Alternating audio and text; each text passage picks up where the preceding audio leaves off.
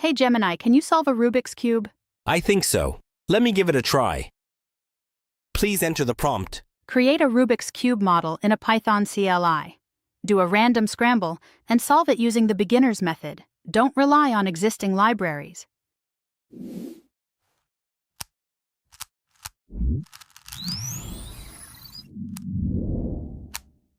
Let me break this problem down. I will write a Python script called Rubik.py that models, scrambles, and solves the cube.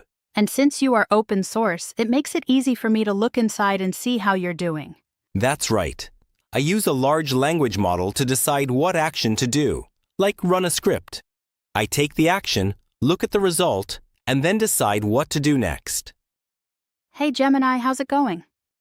I think I'm stuck. Try to debug the script. Let me try. I think I found the bug. Does it work now? Give me 1 second. Yes, the cube is solved. Please give the video a like if you want to see more. Thanks for watching.